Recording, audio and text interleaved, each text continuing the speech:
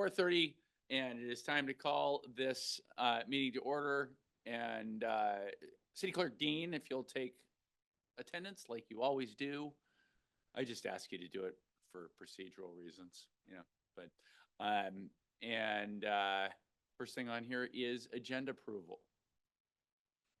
I used the A at the end of agenda to start approval. I apologize. Agenda approval. All right, we're approved. Let's move on to public comment. There's nobody here.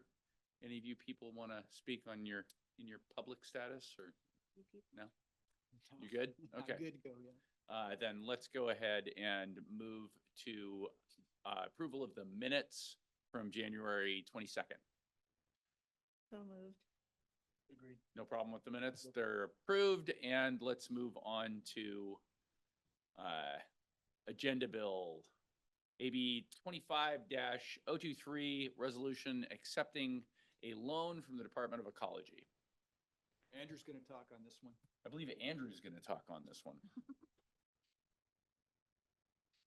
Hi, good afternoon. Andrew Vining, Engineer, Parks and Public Works Committee. This agenda bill relates to the low interest loan that the Department of Ecology has offered to the city of Snoqualmie for the upcoming reclaimed water system improvements. The city was awarded a $6.866 million loan with a 30-year term at a 1.6% interest rate to build the new reclaimed water reservoir, which is planned for construction this summer. Change from when last we heard about it? Yes, there's been some interest in extending the loan terms during the utility rate study, and we have requested the longer term, which is the 30-year term, went from a 1.2 to 1.6 interest rate. Still very competitive and preferred based on our utility rate review. So financially, approval of this loan does not result in any immediate budget impacts, and the administration will still be bringing forward any project contracts for approval for our financial policy. This loan is more competitive than the market rate bonds, and is recommended by city administration to provide lower utility rates during the construction of the reclaimed water reservoir improvements. The agreement for this is attached to the resolution, and if you have questions, we have Finance Director Drew Boutte and a representative from our bond counsel Pacific Law available for questions. Yeah. Thanks. I have issue with the statement of no budget impact. And I'm not sure how you might want to phrase it that this loan and the associated projects upon approval have an annual budget commitment of X amount of dollars for the next 30 years. Okay. It would be nice also if the summary statement you have at least list how much we're talking and what the interest rate is and what the time period is, the basic elements of the loan. Okay, right now it just says things. It doesn't get any specifics in the summary, but those are pretty important specifics as far as. So what I'm hearing is a potential debt service, right, an amortization schedule. Yeah. What's important to keep in mind is really, this is much like a line of credit in that we would be seeking reimbursement from the loan itself. So what Andrew states in terms of, we won't be reimbursing ourselves from the loan until we actually have a construction contract in place and start to incur those charges. To a certain extent, it is hard for us to know exactly what the total impact will be, but we can give you at least the high estimate of what that might look like if we were to utilize the total. Yeah. So then we're not paying the interest on this until we access the money? Correct. We're accessing the money not all at once. Correct. Yep. So it's only when we use the money specifically for projects that we begin to pay the interest on this loan. Yes. On those parts of the. Yeah. Okay. So if we borrow $350,000 to do a specific task, that's when we begin to pay the interest on that $350,000, and the other 6.55 million. Correct. Is not.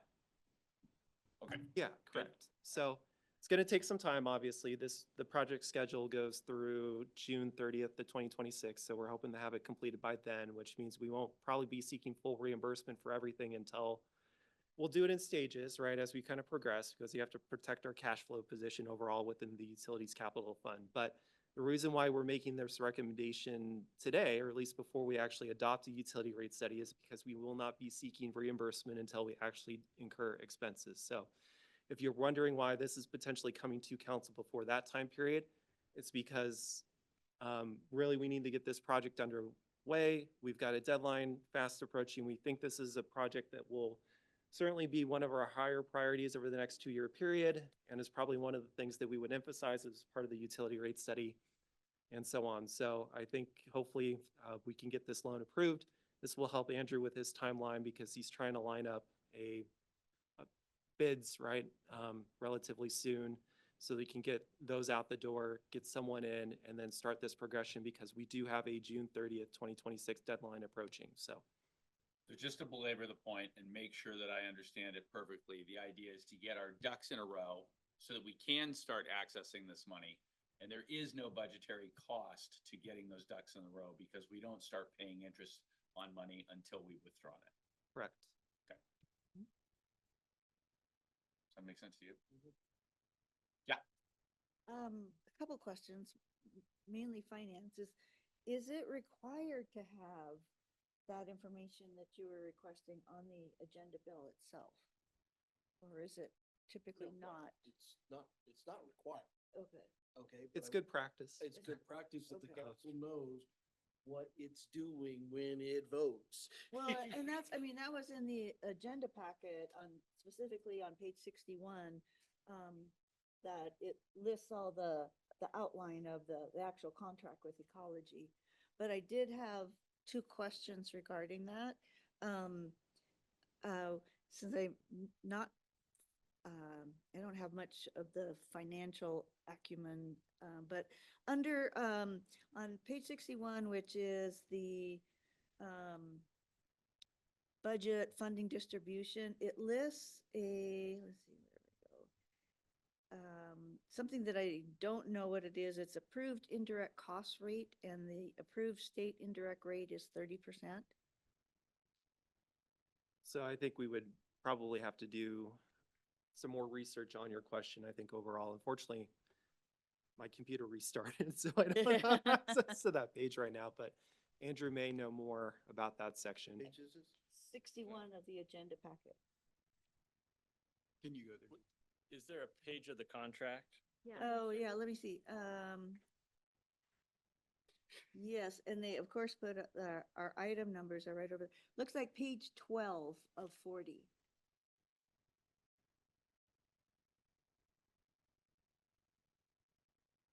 I just wanted to know if it was more money that we had to pay, since I didn't know what it was. So there are probably some guidelines in there regarding how we can reimburse ourselves from the loan itself. And so indirect costs associated with project management overall are things that they would want to consider. Likely, we will be charging, for example, Andrew's time to the loan, because that is a cost that we are incurring overall. There may be opportunities, or other cities, for example, may be charging payroll time or other sort of overhead charges as well to the loan itself. That's not really a typical practice here, I would say, at the city of Snoqualmie, is to go that in-depth necessarily beyond what Andrew's time would be, I think, overall. And so they want to set some limits on how much we can potentially charge in terms of all the overhead around that, to make sure, because they want to make sure that their dollars that they're allocating towards this are actually going towards the project and not necessarily for IT services or administrative support or things like that. So. But we can quantify the percentage of Andrew's time that's going toward this project. Yeah, so Andrew, for example, would be recording project hours, right, overall. That would show up on the timesheet. The timesheet, it would be processed, and then we would be allocating a percentage of what he's paid to this project to seek reimbursement, yeah. It should be noted too, though, that this loan is less than the amount of the construction cost, right? So we could reimburse Andrew's time, but We're gonna need to. we're construct gonna the still thing. have to Yeah. make up the difference on the construction, so. And a lot of times it's just easier for us to turn over an invoice from the contractor, a pay request from the contractor for reimbursement. But the best practices, I'm sure, that the city wants to follow is that when we're making a claim on monies, that they're unimpeachable claims. Correct. And Well documented. Mhm. right. Especially in a situation where it wouldn't matter anyway.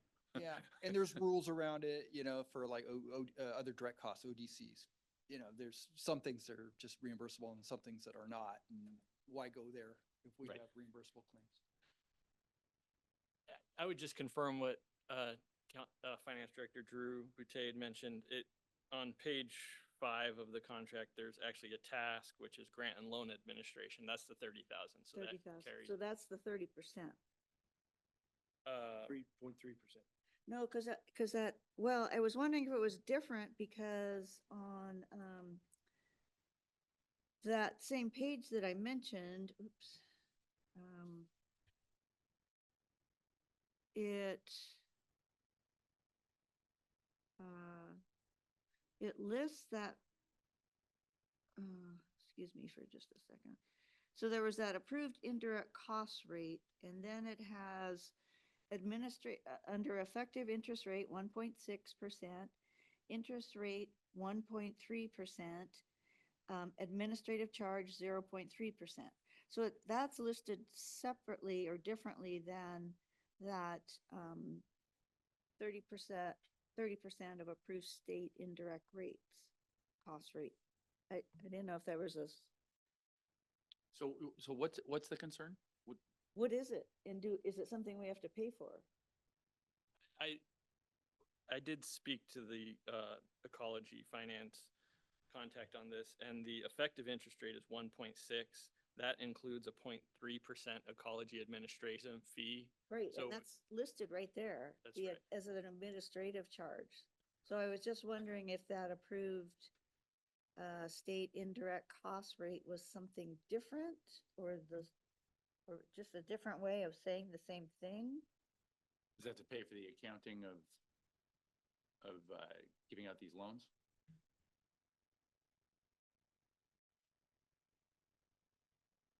And it's something if it needs to be researched and just, So I would not be surprised if somehow as a part of this, the Department of Ecology wants us to pay them right through this process. So there are potentially, right, some of those elements in here, and that could be what you're referring to. okay. Yeah. But it's all included within the whole amount? Yeah, we're not paying anything in addition to Yeah. the 1.6% interest rate. Okay, great. Mhm. And then, Anything else? Yeah. yeah, I did have on, page 69, which is page 20 of 40 of the contract.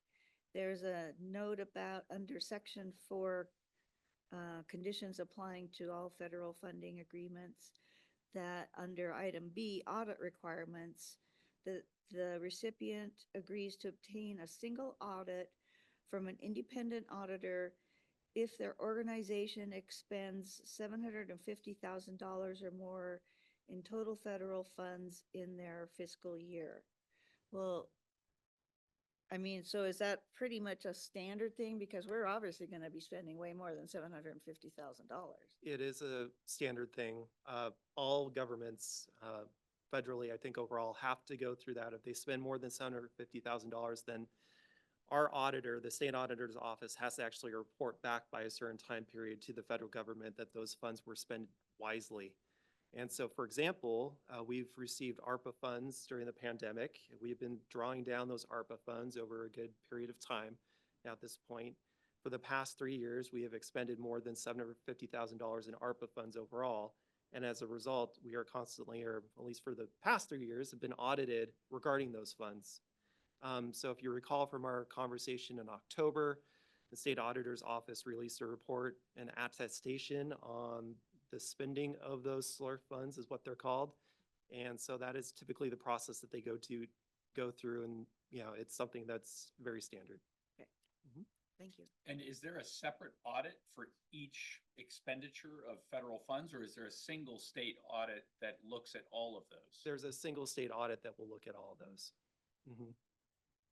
It's based off the schedule of federal awards, so the CFA that we have to file with the state auditor's office, so. So the expense of having this audited is not exorbitant because we're getting audited regardless. Correct, Okay. yeah. Mhm. Or this is just telling us that we're gonna be audited, so there is Expected. no additional expense to it. We will be audited if we spend more, and that's just, yeah. Yeah. Mhm. Okay, thank you. Appreciate that. That's all I had. All right. You look at page 54, it outlines the statement of work for that $30,000. Any other questions on this one? No, it was the 30%, not the $30,000. Oh, okay. Good? I'm good. Councilman Holloway? I'm good. All right, so then we take this forward? Yes. Yeah. I assume on the non-consent. For $7 million, yeah. Yeah. All right, we're gonna go non-consent on 6.9 million. Okay, So I don't quite want to spoil the fun, but we certainly had a conversation with the Department of Ecology today to try to extend, not expand the dollar amount that. how they'd on be earth prepared- could that spoil the fun? Well, it's, we want to capture this great interest rate, right? And especially in comparison to where the market is today. So Andrew has been doing his valiant effort basically to try to get a greater amount out of that itself. They have gone through a scoring process fairly recently, and we were given information today regarding that itself. It doesn't look like we're going to be able to increase the amount of the loan available to us by the Department of Ecology, but we will be continuing to kind of work in that direction just to see if there are additional funds available that could potentially support this project moving forward, which would be beneficial to eventually our future utility rate study, but also, potentially having more cash on hand in the future that could help to bring down the potential bonds that we might have between now and the end of the 6-year period. So thank you, Andrew, for all your work on really trying to stretch the Department of Ecology. Thank you. Thank you. All right, let's move on to the CIP discussion. And one more, Chair. I also want to thank Deanna Gregory for her presence here. So she is our bond counsel with Pacifica Law Group. You saw her back over the summer once, but she is the one behind the scenes really kind of looking through in detail these documents, making sure that it all is beneficial to the city of Snoqualmie overall. So with that said, I want to say, Deanna, if you need to be somewhere else, feel free to, otherwise stick around. So, yeah. Well, are we gonna be talking at all about bond Well- stuff No, in specific. this next part? Not specifically, yeah. Okay, okay. Yeah.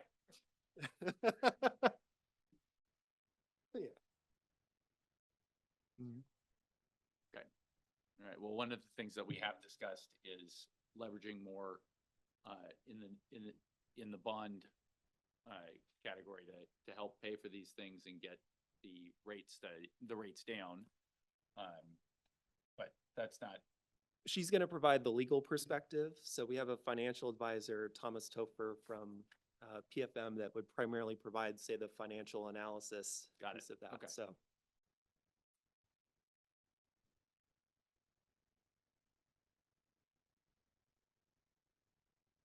okay, great. You can use the podium. Thank you.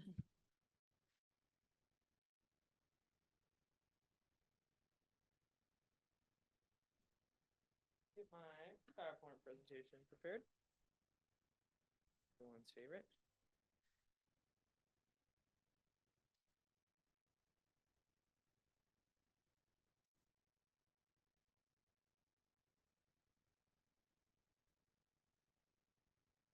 Right. Well, good evening. I am very excited to get started on this presentation of the utility rate study, but specifically looking at the utility CIP projects this evening. So I'm going to go through quite a few things in this presentation. We're obviously going to look at each individual CIP project and program. We have a PowerPoint for each of those. And we'll also discuss a couple of the things that have kind of come up in the peripheral of the utility rate study. So I have some bond material, some what interest details that I mentioned working towards the last meeting. I have that at the lower end of the slide. And then kind of to try to wrap it up and make sense of all the materials we go through and kind of unpack it, I have some needed takeaways, so to speak. And so we'll get through all that as we go. So this first slide, I just kind of wanted to go through the summary of kind of direction that we've received at certain council meetings and certain public works committees where we've talked about the utility rate study. There's one in there where we didn't meet to discuss this, so you're missing one, Parks and Public Works Committee. Essentially what we have here is just a list of the meetings and kind of the directions that we took moving forward, and you can see at the bottom where we are now here talking about the utility rate study. On this page, I just wanted to mention that there's, I guess, some complexity around the different the alternative scenarios that FCS and myself have brought to council and to Public Works. And just to try to unravel some of the confusion there, I've nicknamed them for us. So the very first scenario that we discussed, I brought to council, and that I'm calling the ordinance scenario. So that's the one that was tied up in an ordinance with the rate model designed into it. That's kind of the standard fare, and that's what you're going to see within the utility CIP below. The next version that also showed up at the first hearing of the ordinance was, I have nicknamed the debt coverage or the coverage ratio. So in that one, you'll recall that we had a lot of discussions about the implications of dipping below the 1.5 on our debt coverage for some loan, for our bonding and revenue bonding specifically. Implications of that, we had quite a few discussions about it. So I called that one the coverage ratio. And then the last one I'm nicknaming maximum debt. That's the most recent one that we brought, where I went through and looked at different CIP projects, delayed some, I modified like 3D4, some other things like that. I have a list I'll show you later in the slide just to kind of go into that. So nicknames I feel like might help us detangle the various versions that we've heard. And so just know that as we get going. The next one, I just want to highlight the physical documents that you have. So this first one is a document you've seen before. This is the Excel model, essentially, of our utility CIP. It shows the dollar figures and what year, and is a general overview of what we're going to be talking about today. I figured a physical copy would be very nice, and so that's a little easier to see as we go through. You should know that the document you're looking at is part of what would be a larger document that would have revenue at the top of this. So in theory, we'd want to match all these things up. But right now, you're just looking at the expense side of it, which is why down here at the debt servicing, there's nothing there because we haven't identified the debt servicing strategy we're going to go through. You also see estimated uses. That just shows the other side of the revenue. So that's document number one. Document number two, I'm hoping is way more visible to you who have physical copies. And this is essentially all the material in all the slides that we're going to go through, but consolidated onto a single sheet of 11 by 17. It is color coded in a lot of ways. So blue being the water utility, green being stormwater, the kind of brownish color being wastewater, gray being the combined utility. So that should help if you get lost as we go through the presentation. This material is very similar to what you're going to see in the next few slides. I like your appropriate use of colors. Thank you. Yep. Yeah, the appropriateness continues. I insist on these colors now. I've become a diehard, so I'm taking a stand. So I will jump right into now all the projects. So we're going to go in order. I'm going to jump through water. We're going to go top to bottom on your sheet that you have here. So this is the water utility projects, and we're going to cruise through. And this now is the first project, and I kind of want to just explain how this all correlates here. So the top project description, just a brief one sentence of the project itself. Criticality, the column and this sentence here, is a way of describing why this project is happening in its importance level. We have it also color-coded, high, medium, and low, for how critical this project is in the perspective of the utility, taking in consideration all the details that got us to these critical determinations, such as the system plans that the project is within or categorized within, or the as time has impacted these projects. So you'll see some infrastructure things that become more critical if they're more urgent, right? So that's that. And then the next one down is the impacts of delay. This would be the consequences that staff foresee if there is a choice to delay these projects. And so you'll see a variety of different answers there. And then the last one is going to be recommendations. And this is the recommendations by staff after we reviewed every single project on this list, gave it a category, discussed and reviewed the impacts to delay, and are giving you our recommendation going forward. So that is how we're going to work through these slides. And now I'm going to jump into the very first one, which is the pressure conversions. Let me make sure I'm on the right slide. Pressure conversions project. Okay, so this is essentially installation and widening of some pressure zones. Essentially, we have customers who are in the wrong pressure zone, so to speak, and we want to widen them into the proper pressure zone. And to do that, we need to move and relocate by adding additional PRVs, pressure reducing valves, so that the water that when we bring those customers into the correct customer area, the zone for them, we will add a new pressure reducing valve so it reconnects to the lower water usage. So one of the main impacts for us there that we're looking at is going to be fire flow, because one of the key pressure reducing valves in this discussion is looking at going from the 705 to the 599, which has a reservoir. And that reservoir would need to get connected with a pressure reducing valve to the 5999, which is the downtown historic district, our older infrastructure. And that would allow us to meet some of the fire flow needs. Fire flow is going to be a multi-project factoring consideration. There's lots of things that go into it. So you'll see So we have to reduce pressure to meet. if it's too high. So for example, the 705 is higher pressure above us. If we were to just directly connect it, Be too high down here. blow all the lines, or not all the lines, but it'd cause a major leak and we'd have main breaks, things of that nature. You'll see in the next slide, there's some related things to the 599. This is just the installation of new pressure reducing valves at those locations to try to correct the homeowners in the area and to try to bring our reservoirs into better action as fire flow consideration, and additionally try to reduce the amount of overtime caused by significant main breaks and things of that nature. And I'm If the- noticing the words fire flow coming up A with a few lot of these in water. I actually only notice a couple of, or I guess 3 of these where I don't see fire flow as an issue. Definitely not in the stormwater. Sure. Oh, I'm sorry. Go ahead. I'm sorry. Go ahead. Just as a kind of a perspective too, there is a difference in our hydrant pressures from wherever you are in town, from 50 to 80 PSI. And so that is critical on how getting that out onto a fire. If it's too low or too high, it's going to affect the engines being able to pump the water out. So it does, the pressure equalization is really important. And so, and that's what these pressure reducing valves do. They'll standardize the pressure at all of the hydrants. The simplest way to do it is they bring whatever pressure they're at to the one needed. So if we're higher, it'll bring it to the water pressure needed at the lower one. Think of Snoqualmie simplified as this. You have different zones as you go down. To get the water from this upper zone to the next zone, because you're at the low end, you're at extremely high pressure for the zone. You have to reduce the pressure to dump it to the next zone, and vice versa, and it flows down. Now, that it reduces some management of it because you can put the water up top, let it flow down, where right now you have to do each zone appropriately because they don't feed each other efficiently. Pretty much, and it gets complicated as you move wider on that ladder too. So there's Two things like systems, that. Flat world. Right, yeah. exactly. And the reservoirs play a role. They are at a specific location in the zone, and how they interact with the zone below them is pretty important. And that's why, hence the fire flow detail.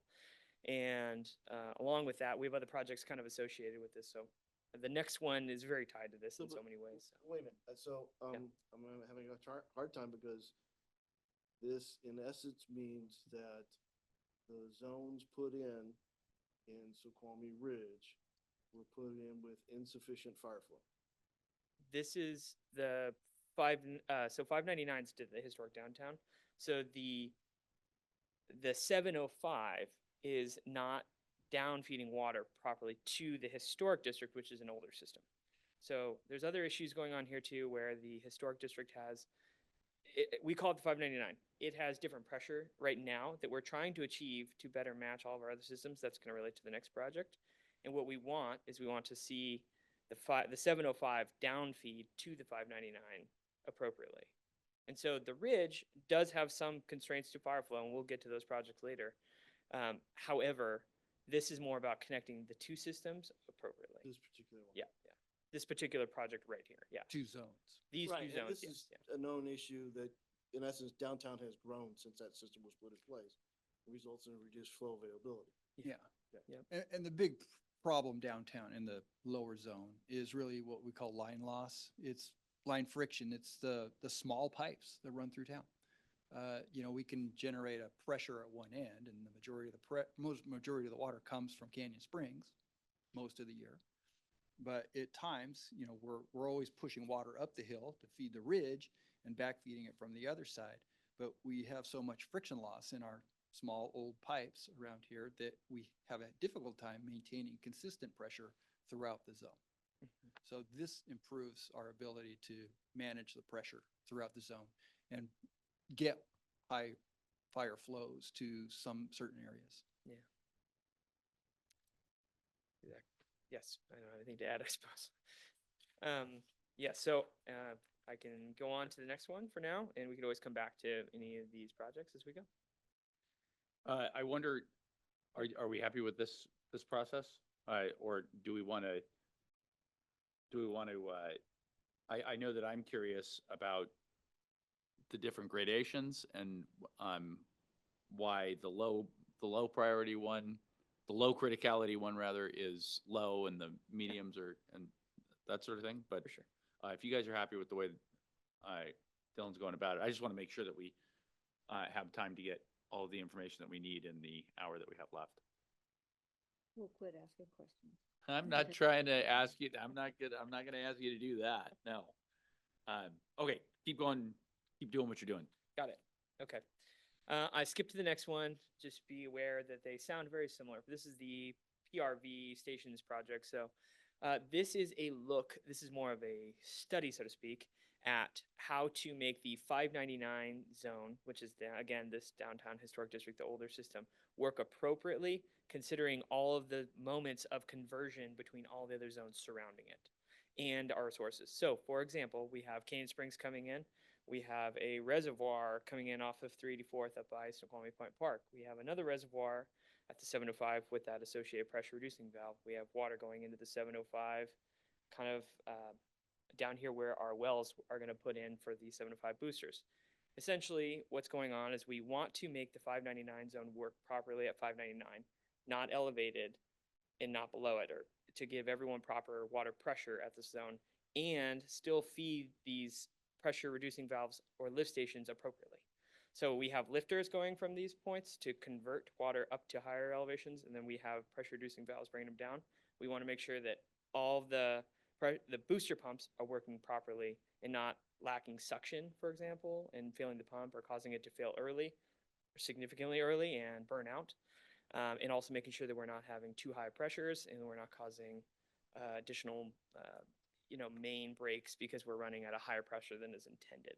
So that's where you're going to see the criticality pretty high. This is really a study to hone in and really make all of our system work well in this zone as it correlates to all the other zones. So there's a lot of tweaking to each of these options we have. We'll move one thing here, but then we'll verify that it's going to meet the needs of all of them, and then we'll test it. And we're going to be doing this over and over again for verifying the success of the zone overall. That's the intent of this project, and so that's why the risk is high. It's also obviously associated with water flow since we convert water up and down both directions, like I said, to the reservoirs. And if the booster pumps are not putting water into our reservoirs properly, we're not going to be properly feeding some of the fire flow for the downtown historic district. Just have noted here some of the examples of some larger fire flow needs in the historic district area or the 599 zone are going to be things like the schools, so the high school and middle school, the Salish Lodge, another example. They all have a certain water per minute needed during a fire event, and how many fire mains that connects to and things of that nature. They're pretty high, and there's some making sure that we can achieve those fire flows this project in addition to the last one. And probably everyone that is associated with fire flow, especially in the historic district, is trying to achieve those kinds of goals. So that's just to contextualize the detail there. Okay, Um, but, Yes. You disagree with the original design? You disagree with the design that put these PRVs on here to begin with? And so I'm having to do this study? No, I think that's not right. So what? I'm doing a study. Why am I doing a study when I did something to come up with a plan for the PRVs to begin with? And I had an original design for the ridge. I can't really speak to what was done before. I know that, we have been making improvements to the lower zone over a long period of time. And when I first got here, we had done that PRV out at Reinig Road. We put that in. We are currently not using that PRV right now because we're not tuning down the pressure in the lower zone yet. We can't tune down the pressure in the lower zone because we can't obtain enough fire flow throughout the city to put that PRV in effect. So what this project does is do a much finer look at our system so that we can determine where additional pressure regulation is necessary. And, I don't know why. I kind of know why. I know why. It's because our folks who run the water system have a difficult time obtaining sufficient pressure in places around the city to keep fire flow. We have to carefully regulate it, and it's very manual, and it's kind of tricky. It looks like Andrew's going to step up here. Yeah, this is one of our more complex CIP projects, but this project has been going on for a while, and we've made a lot of changes to the system downtown. We've put new water mains in along Maple Street. We've put new water mains in at the Greek streets. Greek Street Street. Street. Sorry, Greek Yeah. Street. We're putting in, Williams so we're Edition. changing the system as we go. So is that where the pressure is going? Is it leaking? We're There are reducing the leaks. friction through the system, and we've been working on that, but we haven't updated our model. And when we update it, we think we'll be achieving better pressure at these suction locations that Dylan was mentioning. So we're- friction, is that the same as leakage? Mm-mm. No, it's Leakage is something different. Do we have a problem with that? I know that when they replaced the mains on Euclid, they were like wooden pipes. Yep, we do Uh, we are below our 10%. So there's a mandatory 10% limit that Ecology and Department of Health impose. And if you're over that, then a new set of regulatory regime kicks in on you. So we're below that. We're sitting at about 7 or 8% right now. We can reduce that by quite a bit, we think. 7 or 8%. Of the total water that gets produced, that we source, that gets distributed, about 7 or 8% of it leaks out. And the state says that needs to be below 10. Needs to be below 10. So we are below 10. And that was the Greek streets, tree streets, the infrastructure improvements that we've been doing over the last 8 to 10 years around the city have greatly improved our leak rate. But that's a month's worth of water that we're losing essentially. And that's essentially lost revenue. That's part of our resiliency plan to try to reduce the amount of leakage as much as possible.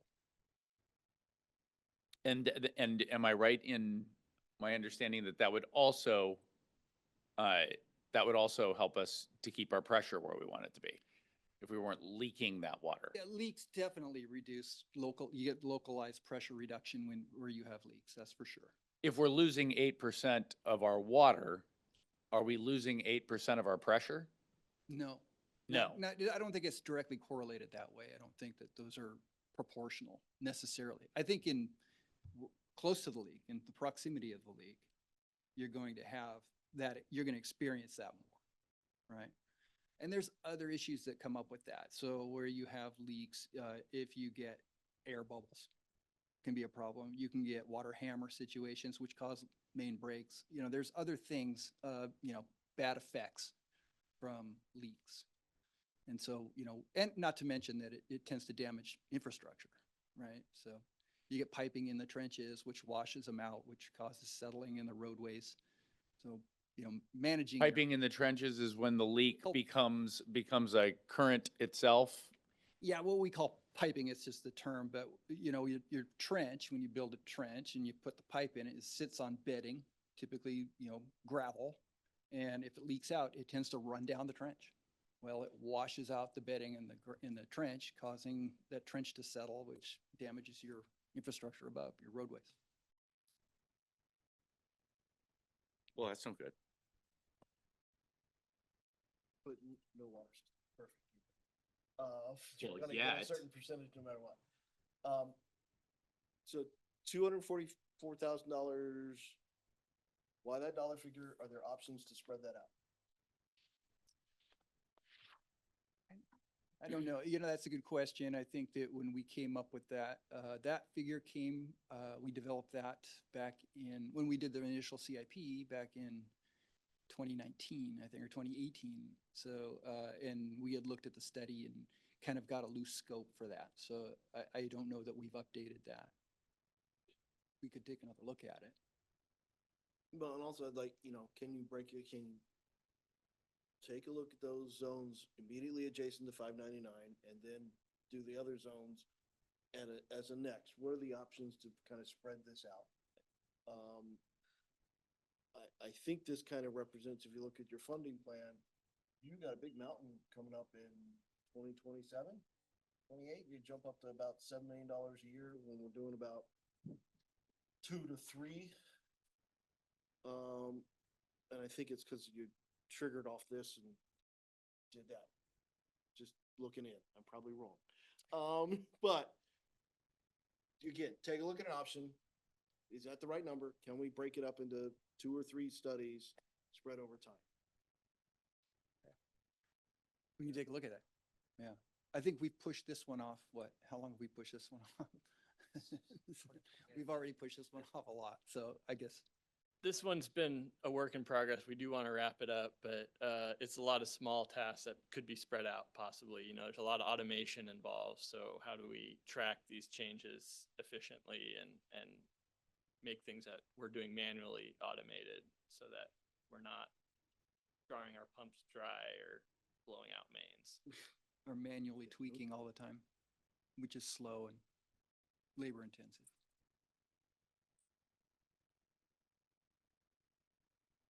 And I can explain part of the funding here.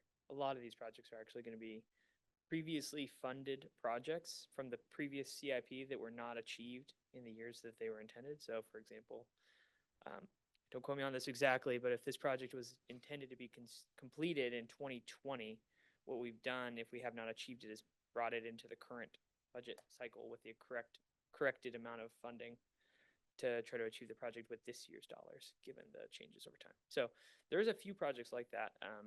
Water seems to have a few of them that have carried over and not been completed in past years.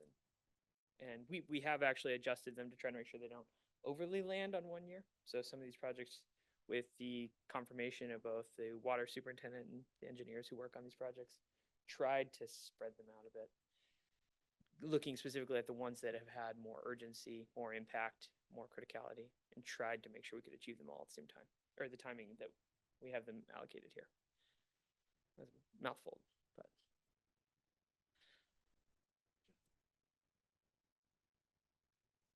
Okay, should I move on to the next one? Yeah, I kind of, to Councilman Holloway's point, looking at the big expenses in 26, 27 coming up, that South Wellfield improvement project, which is listed here as a low criticality. Does low criticality mean it can wait a couple of years? Is that? Kind of. You want me to go? Yeah, I Yep. mean, I'm happy to jump in on this one. So the South Wellfield is our backup well, essentially. It does have a water right. The water right is transferable to the North Wellfield if we need to. So Transferable what? transferable, so we can pull that water, our water right for the South Wellfield, we can take that water from our North Wellfield if we need to, because it comes from the same source. Yeah, they assume they're connected. Yeah.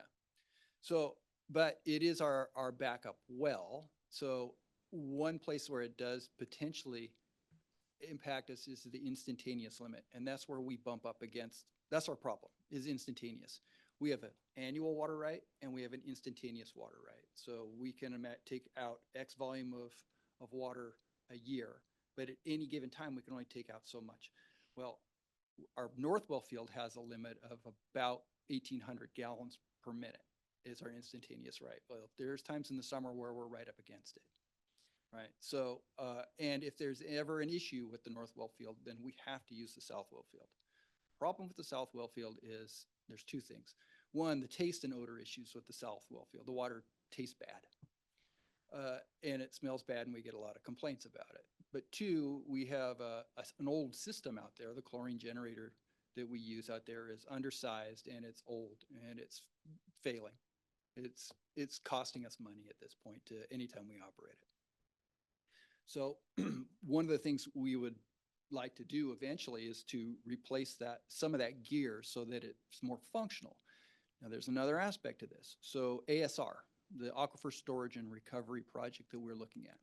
We don't know that that's going to be successful yet. We're in the process of studying that. We have a pilot test that will begin here this spring. Early indications from our modeling, which we've developed, are very good, meaning I think that it's very likely that we will get a fairly substantial increase in our water right, which will allow us, one, drought tolerance, resiliency, and room for growth. So if the city ever needs to grow into the future, then we're going to need more water because we're up against our limits. So this is kind of critical aspect. Well, if ASR is successful and we're allowed to do it, we will be taking water from Canyon Springs in the wintertime when there's excess water available and there's no flow restrictions on the river, and we'll be pumping it down into the Southwell field. That will hopefully and should mitigate our taste and odor problems. What we've noticed in other places where this is done is that if you have taste and odor problems in a well, if you take fresh, clean water and you pump it down in there, it displaces all that and kind of dilutes it, and it improves your taste and odor issues.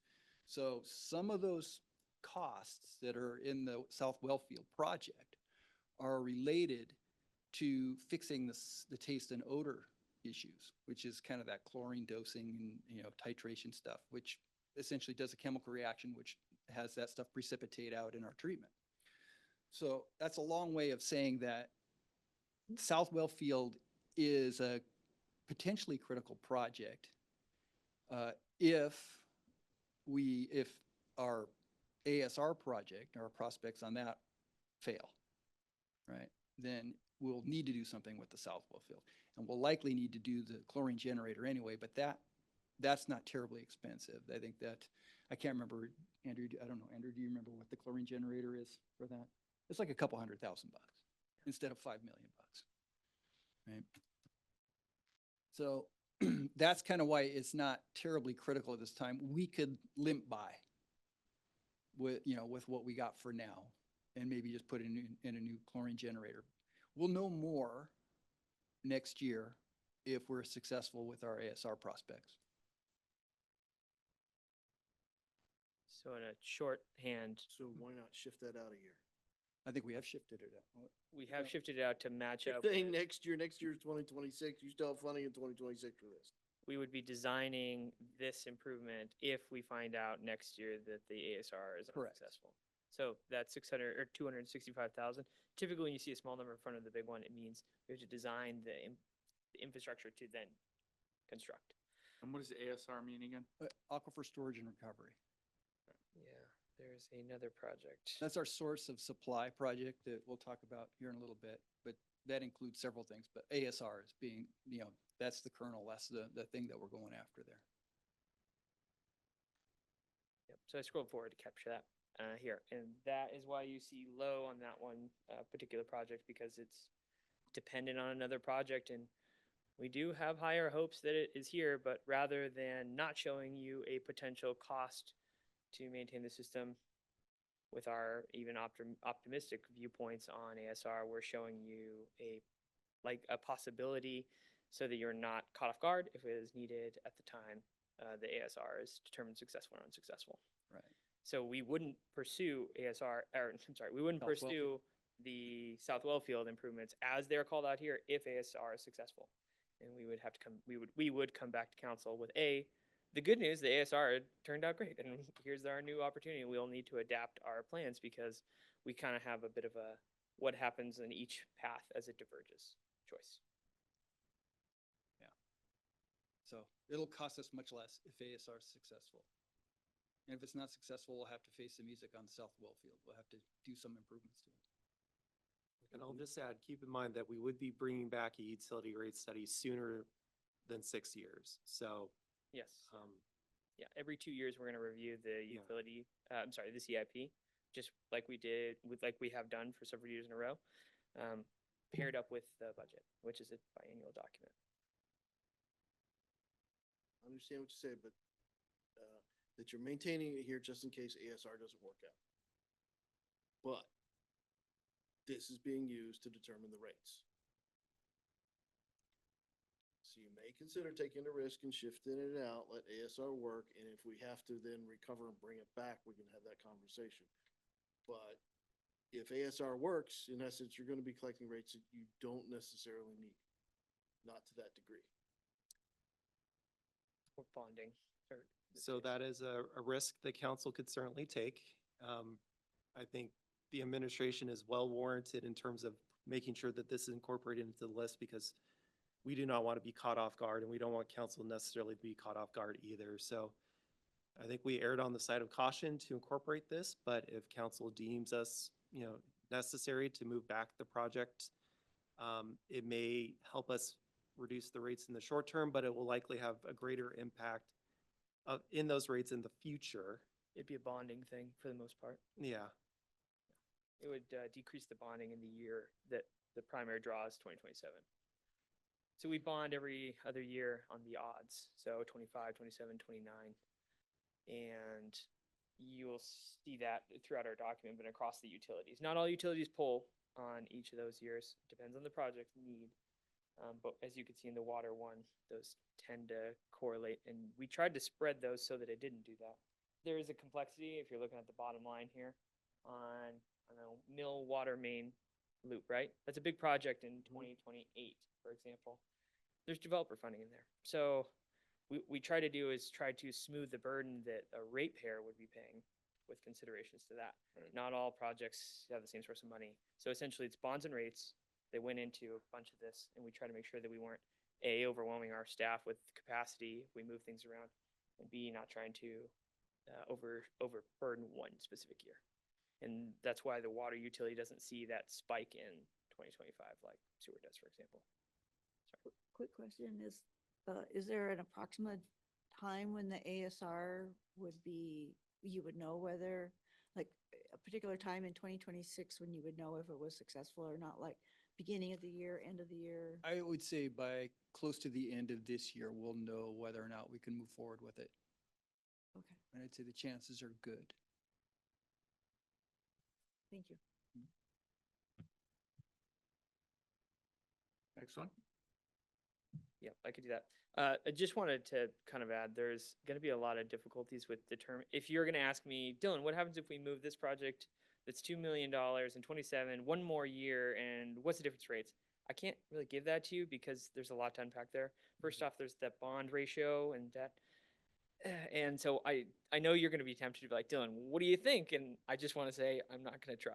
Dylan, all from we the get-go. want, all we're asking for is perfect answers the first time, the moment that we Yeah. ask. That's all we're, That's all I ever do. So I'm perfect. Yeah. You have free license at any time to say that is not a pop-up quiz, that is a take-home assignment. Right. No problem. Okay, I will. So I'm now 1040 booster pump station. Okay, so we were talking a lot about pressure reducing valves. Those are the water going down to try to make sure we don't, overdo those systems. Now we're talking about booster pumps, which is going the other way. So it's how we bring our water from lower elevations to the correct pressure at whatever elevation we're boosting it to. In this case, the 1040 booster pump station is getting water to the 1040 zone, which is where we actually store a lot of our water in the ridge. We have several reservoirs, and there's going to be another talk about reservoirs here in a bit at the 1040, and this is a very high location within the city. So it makes sense to have reservoirs there, hence the booster pump. This is an additional booster pump that would get water better up to the area that we're talking about, and it will tie into the additional reservoir. When we have looked back into the implications of this booster pump, there was actually some significant concern that 2028, which is when this project is proposed, is too late. Staff would prefer to move it earlier. The risk is pretty high, or felt high. And that when we review this, we actually think 2028 is coming in a little too late. Too many impacted risks. So it's not all going to be delay options. As more time comes on and we communicate with our system managers and in this case, the water system, we kind of came to that conclusion. So no, we do not recommend delay for this one example, but we actually would prefer it to come sooner. Yes, booster pumps are a little more simple, so I'm hoping that these are not as tricky. I'm going to move on to the next one. It's a very related concept, which is the 705 booster pump. This is essentially taking, every bit of water that is up on the ridge comes through one of the booster pumps, going from down here at our sources up through the 705 and to the 1040. So this 705 booster pump station sees a lot of water from both the sources at North Wellfield and Canyon Springs, and brings the water up to the 705 and eventually touches that 1040 booster pump that we just mentioned. In this case, we're looking at adding an additional booster pump that is allocated at the site. So the station has several pedestals for booster pumps. We want to add a fifth one, and we want to replace two of the older existing pumps that are not variable drives. So that means we cannot tune them to pump a certain amount. They're on, and we have to tune them ourselves, I believe, is with a valve. Is that Yeah, correct? Yeah, okay. So we're thrashing our pumps. We're running them. I mean, they have one speed, full speed, right? And that means that they're oftentimes running outside of their efficiency curve, and we're running them too hard, and we wear them out fast. So variable frequency drives, one, allow us to operate the pumps in their efficiency curve better, which makes the pumps last longer and uses electricity. So it's a good way to, it's actually a very cost-effective improvement to managing our pump system, our booster pump Is the system. variable frequency drive a bolt-on to the existing pump, or is this a pump replacement? This is, I think we are adding a pump here, and then we are replacing. With two new variable Yeah, ones. Yeah, with replacing with two variable pumps, that's right, and with some electrical switchgear upgrades. Yeah, so I believe there's 4 in existence right now. 2 of them are variable. 2 of them are not, Two of them are and we not. have a 5th position. Is that correct, Andy? The main part is adding the variable frequency drives, which is you're replacing the electrical gear that feeds it. So, and that's a big thing for our utility, is that we have electrical gear that is approaching 30 years, and we're not talking about a little panel. We're talking about a panel bigger than me that feeds these. And the modern ones, it's pretty common that, new pumps have variable frequency drives. There's new technology. It makes sense to put them in. Was electricity bigger 30 years ago? The equipment. It was not as smart, so we're much more efficient. Yeah. Bigger electrons and. And I'll note too that just this year, we had a complete meltdown on one of our panels over on the chemical, at the 1040 booster, right? And it was due to aging equipment and us drawing so many amps, right? Through that aging equipment, it's gonna wear out faster. So this goes back to that whole theory of deferred maintenance is expensive. That's correct. That's right. And I think one last thing to consider and be aware of is that these pumps do back up for each other if one were to fail. And so having redundancy is a pretty important part to moving all the water that the ridge uses up that hill. In this case, 705, and that's true for the 1040 in terms of that reservoir up at 1040. So that's kind of packaging the two together. They obviously are going to end up very close in years. I can move on to the next one, or we can pause here at the booster pump station. I think keep going, unless you guys object. No, go ahead. So I think we already did a deep enough dive onto the south well field. Do you want me to go back into this? Jeff did the explanation as thoroughly as I was going to give it, for example, and essentially this is our south well field. This is that one that has low criticality. You got this one. Got it. Yeah. Okay. This is one I mentioned just a minute ago, that 1040 reservoir addition. So we have several reservoirs up the ridge at the 1040 zone. These provide that water storage up on the ridge specifically. Like on Jacobia or? Yeah, Yeah, I it think is it off is Jacoba, Jacobia. yes, You're right at the top of the hill there. yeah, I have a picture in one of our things, but yes, it's up there. Yeah. Right. And so what this reservoir is doing is both fire flow, system resiliency, storage of water for that upper ridge area, and And everything down below it. And oh yeah, and obviously everything down below, because hence the pressure reducing valves to get everything down.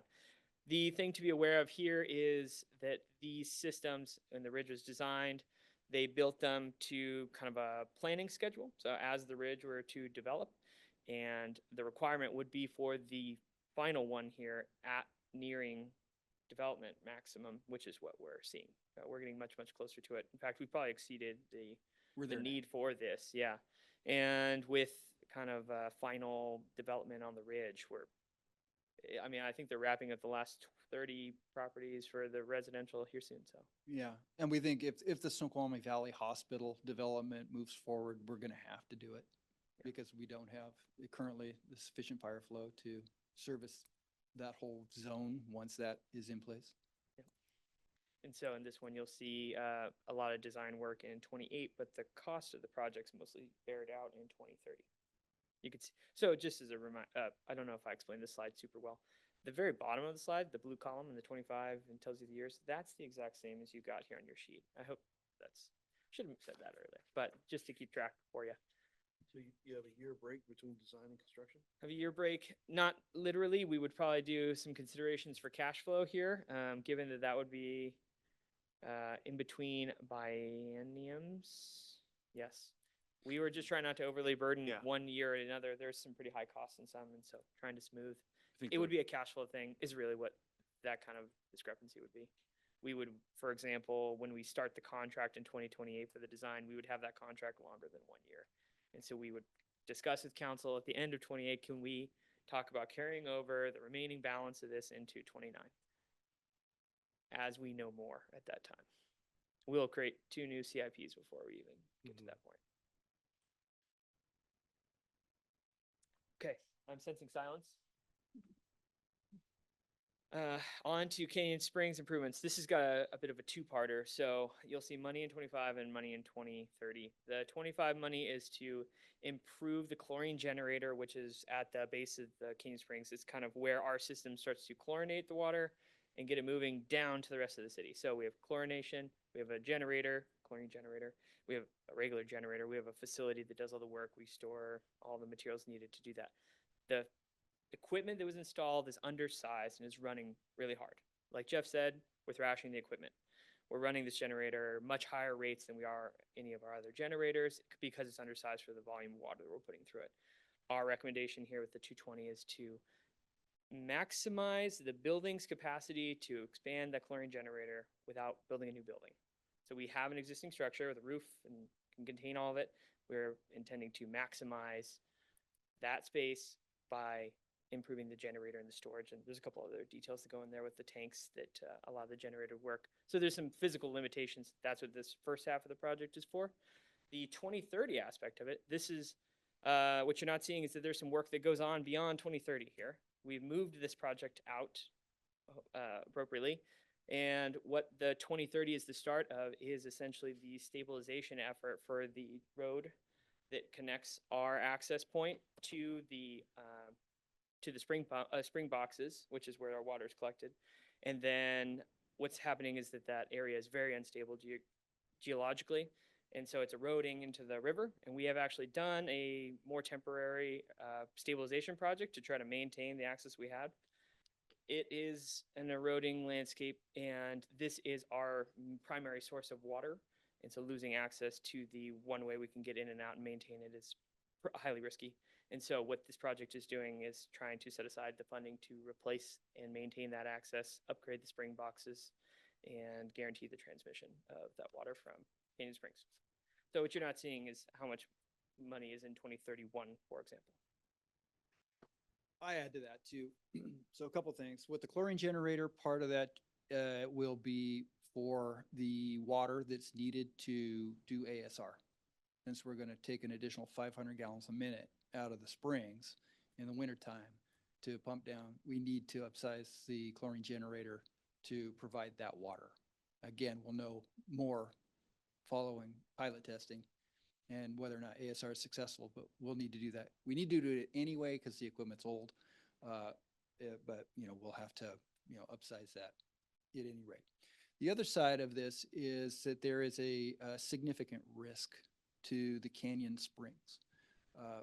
As you recall, I'm sure Councilmember Holloway remembers, we had an emergency back in 2017, I think it was, where we had a landslide, which almost took out our conveyance line that comes down from the spring, and we had to do an emergency fix.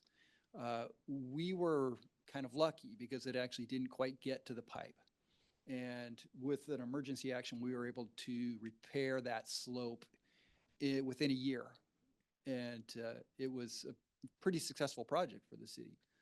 But what it also uncovered is that there are additional areas of instability along this very dynamic canyon landscape. And we are now tracking that so that we can understand that we can see the erosion taking place and we can kind of track its progress. But what we can't predict is when the next slide's going to happen. What they tell us is you can assume about 6 inches a year, but that doesn't mean that it all happens 6 inches every year. What it means is after 10 years, 5 feet could go off, right? It's kind of, that's the progression. So at any given year, we may have an episodic slide there, which could again threaten that pipe, and then we're into another emergency action. What we are hoping to do is to actually go in and do some measures to help stabilize that access. So right now, where the pipe exists, the pipe hasn't moved. It's pretty much where it was before. It's probably slid a little bit, but the trail itself, what used to be a road, is gone, and the trail does not follow that pipe anymore because we lost track of where the pipe was. So, what we don't have is good access to the spring so that we can continue to maintain it. We know that this slide is coming. We had a small one this year that, is threatening. And we're trying to anticipate the need to fix that and maybe take some steps in advance, or at least about by 2030, to stabilize that. And then once we do that stabilization effort, if we're going to take the effort to stabilize that access in there, let's go in there and do the spring boxes at the same time. Because Good Lord, you guys have so many projects. Yeah. That you It's have a lot.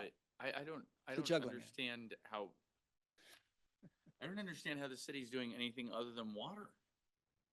We're still only in the first segment. I mean, we got no stormwater and wastewater, and good Lord, you guys are jugglers. Yes. But either way, what we're trying to do is anticipate an expenditure of some sort because we know it's coming, right? And we have it out there at, 2030. It could happen any year between now and 2030. Hopefully not.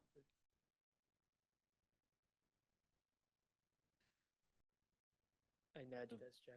So that's Canyon Springs. At Canyon Springs for that 220 near term. Yeah. How much of that is the road? None of it. It's only the chlorine generator. That's only chlorine generator, all right? Yeah. We are spending maintenance money on the biannual. So, or twice a year, we go up and we do a geologic assessment of that path. So we're tracking. We know it's moving. We're watching it move, essentially.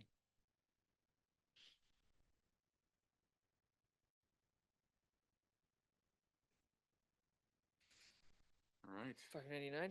Yeah. Okay, 599, this is one of the first projects where we're gonna have developer funding tied into it. So this is a reservoir intended to backfeed the 599 zone, which includes the mill site, which is on the other side of the river. And so this is a reservoir intended to be placed over near that project to give them fire flow support, as well as it's partially paid for by the mill site.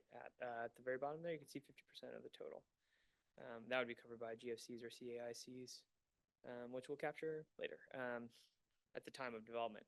The reason why this is called critically medium is because it is dependent on a development project that we cannot guarantee the timing of. Best we can determine, this is a reasonable timeline. So that's where we put it here. That is why we're not recommending it to be delayed, as it's associated with another project, or a development project, I should say. I'm gonna move on. Source of supply, we did go into this a lot. Essentially, we're gonna take clean water from Canyon Springs, put it into South Wellfield, and then hopefully that gives us the water right to be able to use South Wellfield to pull that clean water when we need it more, when Canyon Springs is not either supplying it or when we need the instantaneous water. There's a lot more to that, but Jeff already went into it. I think you guys got the gist of it. Yeah, there's several things I didn't talk about there, but one of it is securing the existing water right applications that we have. All right, so all of those, we need to keep moving on those. Otherwise, if you're not making progress on a water right application, then you risk losing it. The ecology could just strip it from us. So we have to keep those moving forward. And I thought the intent, help me with it, I'm having Mhm. a hard time with the concept. So we'll take water from Canyon Springs. Mhm. Well, right now we have Canyon Springs and we have a certain amount of flow and daily flow, instantaneous flow we're allowed to. And we are capacitized to support that at Canyon Springs. Correct. And we get near to that to the summer. The intent of this is to take the winter, the difference between winter flow and that summer peak flow thereabouts, and pump that back over into South Wellfield to recharge that wellfield. to use that Yeah, water it's not back. really, there's no equation between summer flow and winter flow. It's just, we applied for an additional right, which is as much as we thought we could get. So right now, we are getting about 900 gallons per minute, about 1 cubic foot per second. That is a continuous right. That is 24/7, 365 days a year, we're allowed to take 1 cubic foot per second off of that spring. Right? We can't always get that because sometimes the spring flags late summer or, in the fall. But either way, in the wintertime, when there is excess water available and there is no flow restriction on the river, and remember, hopefully you guys remember, I've brought it up a couple of times, there are flow restrictions on the river now. So at certain times of the year, when the river levels drop below a certain threshold, they say, you restricted water users, with your restricted rights, you cannot take water from either aquifers from the river or, whatever sources which contribute to the river.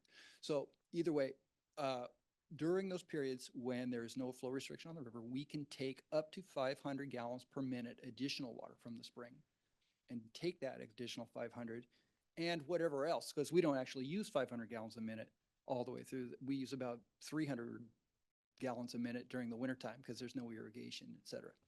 So any additional water that we don't use, rather than dumping back in the river, which is what we do now, we take that water and we push it down into the aquifer. And then we'll apply for what's called a reservoir permit, which means that ecology will allow us to use our reservoir, our aquifer as a reservoir. And it's just regulated, and that's why they make you do a permit. Part of it is, we have chlorinated water we're pushing down into the aquifer, which doesn't affect it. It's not going to hurt anything. By the time it gets there, all the chlorine's gone. But, there's several things that you have to demonstrate to ecology and Department of Health before they'll allow you to do it. So we have to apply for a reservoir permit. Right, the glitch I'm having in my head is, if I am scaled to do my instantaneous flow, Mhm. chlorinated and pump at that reservoir, and I'm just gonna take the difference between a lower flow rate at some time during the year and my instantaneous allowable flow, and I'm gonna take that over the other reservoir or other spring. why do I have to increase my chlorination capacity at Canyon Springs?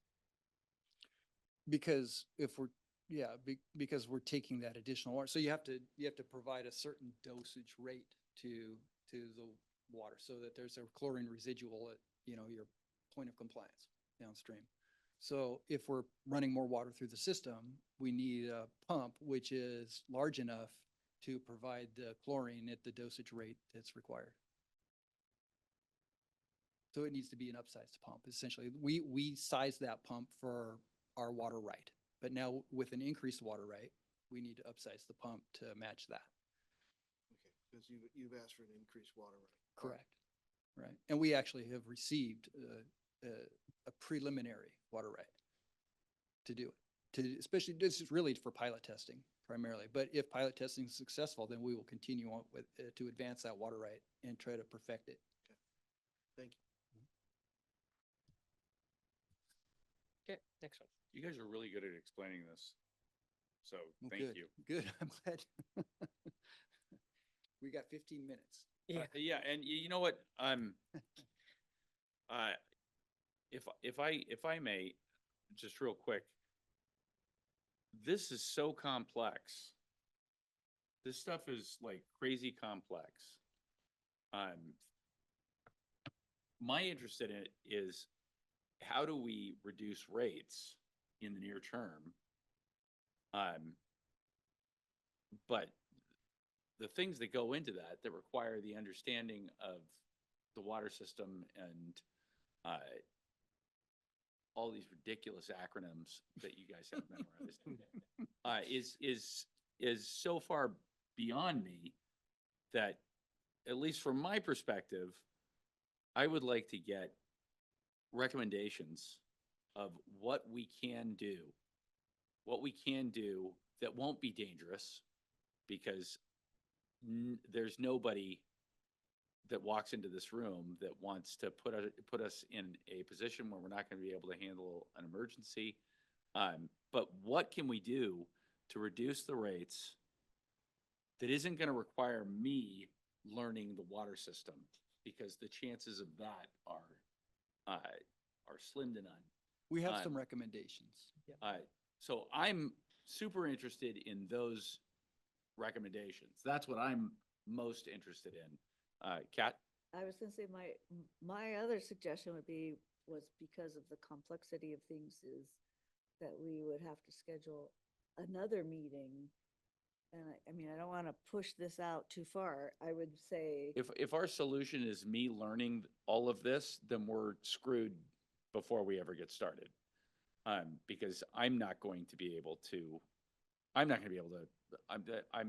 amazed at all the things that go on just with making sure that I can wash and hydrate myself. So I'm really interested in recommendations from the people who understand the system. What can we responsibly put off that's going to have an effect on the rates? That's what I'm most interested in. because Drew? yeah, there's a lot of like, low impact on rates. I'm looking at those things and going, well, we don't need to worry about those. Yeah, if they're not going to make a difference in the rates, then there's not, I mean, if there's an important project that's $100,000, that is not going to affect the rates. $100,000 is not gonna, it's not going to. The phrase "death of 1,000 cuts." But we've also seen the effect of those 1,000 cuts in other places in the country. So I'm not interested in that kind of death either. So, Drew, what were you gonna say? Well, I was just gonna say, Dylan certainly has a recommendation, and he has a recommendation previously that he's provided to council as well. What I could also suggest to you is that there's potentially a bifurcation that could take place. So if there are additional questions regarding the projects, we could receive emails, for example, and attempt to respond by email back regarding those specific questions on these projects. But then also, Dylan has all this material. He's got the PowerPoint presentation. He will be sure to send that to council afterwards as well, after this meeting too. And if there's any sort of follow-up questions, maybe on some of the sewer projects or stormwater projects, we can follow up independently with those council members to try to address those questions that they may have. My guess is that our solution is going to be a combination of Dylan's recommendations and whatever financing can do with regard to maximizing the amount that we can pay for this through bonding and debt. That's my guess, but if you guys have different thoughts, I'd love to hear them. Otherwise, let's hear from Dylan. That's what I'd like to hear. What project manager Dylan has. Dylan, and I realize a lot of the stuff you've said before, Of course, and I yeah. apologize that you have to repeat it so many times. No, it's fine. But thank you. Absolutely. Okay, so I think the summary of my recommendation is to re-review the scenario nicknamed maximum debt. It wasn't just debt, and there was other considerations in there. One of them was to delay by 1 year all the efforts to route water and Class A water and sewer underneath the Snoqualmie River, bypassing the need for us to place larger mains on top, underneath the existing bridge at 202 or across the Snoqualmie River. That is one that I think we could delay by 1 year. That pushes off a slew of those projects, kind of delays the whole series, so to speak. We want to do them as a package because we think we can get a better deal on that feasibility work. All of them are going to go onto the river somehow, and they're probably all going to do it in a similar way, but there's several options in that, so we think we could package them, move them over.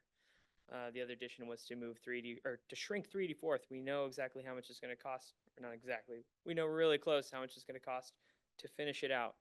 We budgeted too much. We could shrink that, and that's in the sewer.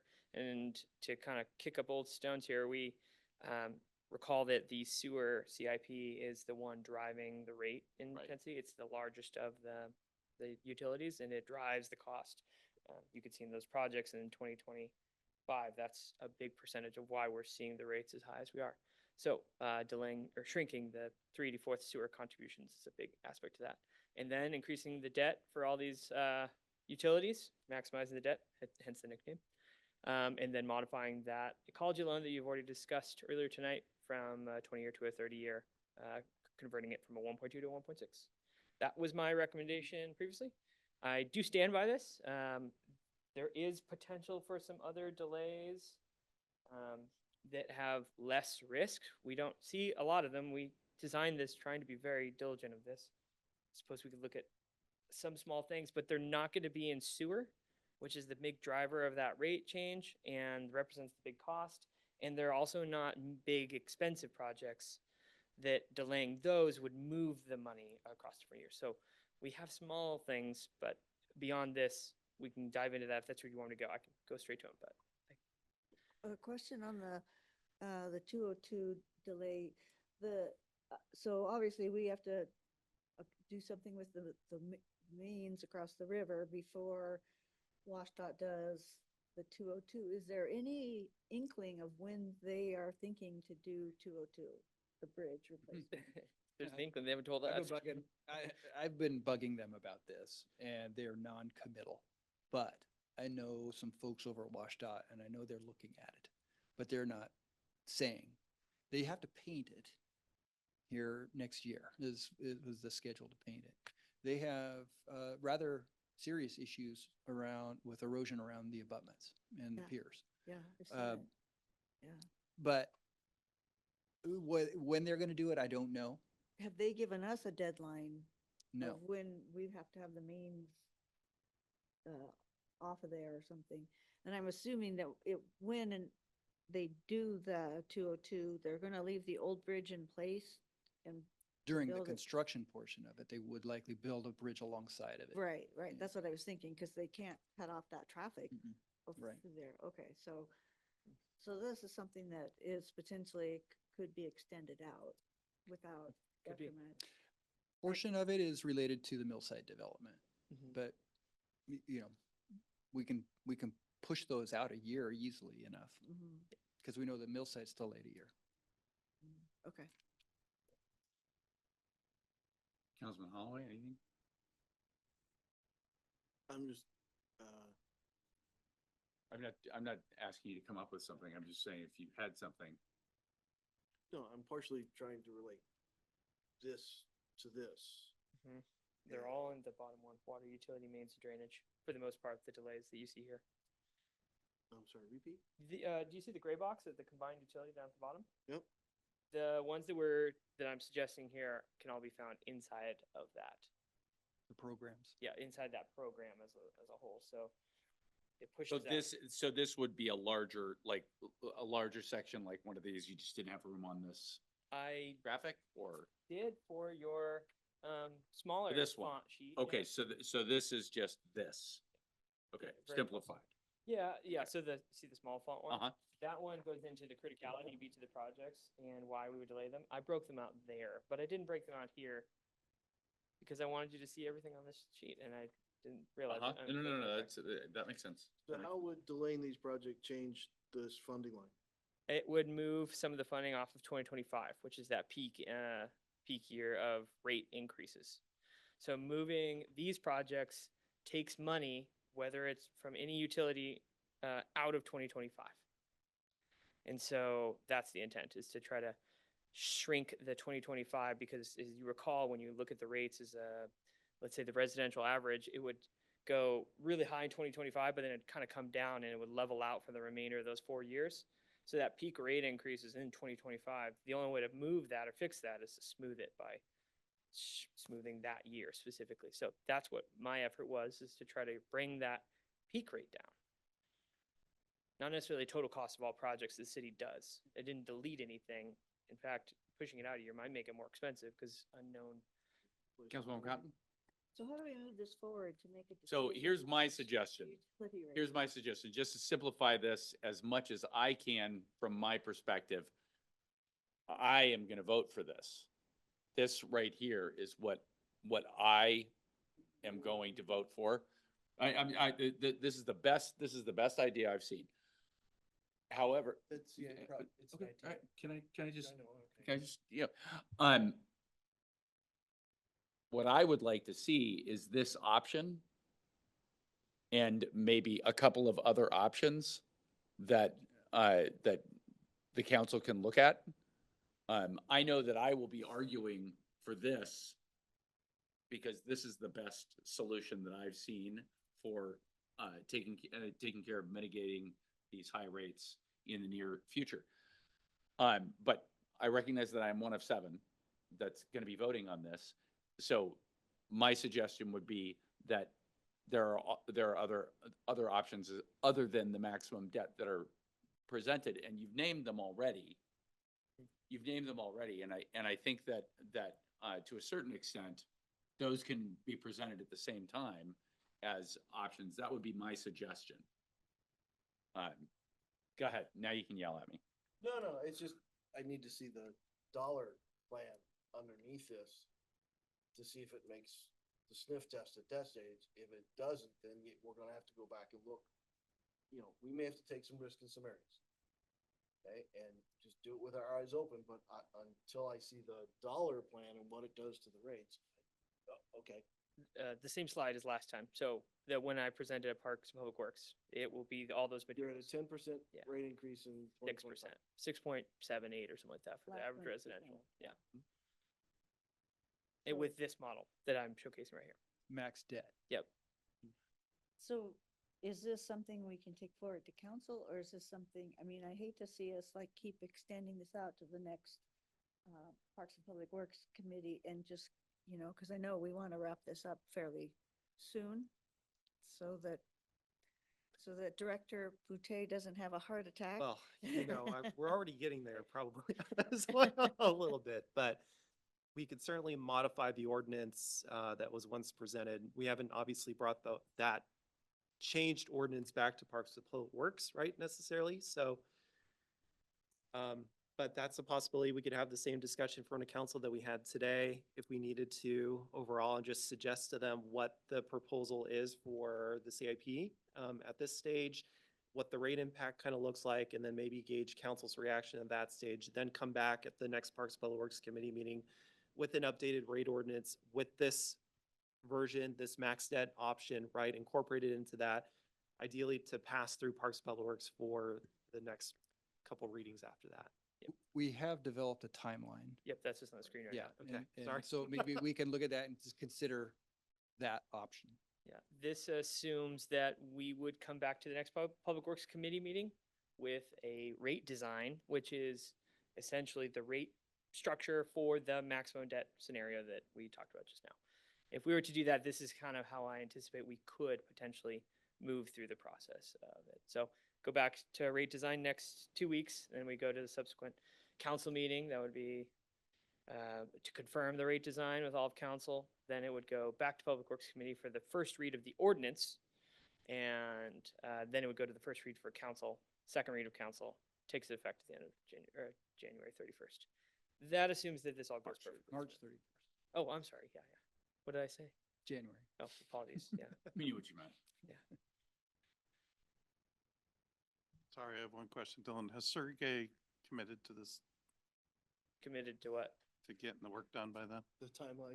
We've already produced this model. Okay. And we already presented it. So I think we could turn it over now. The holdup's just council meeting.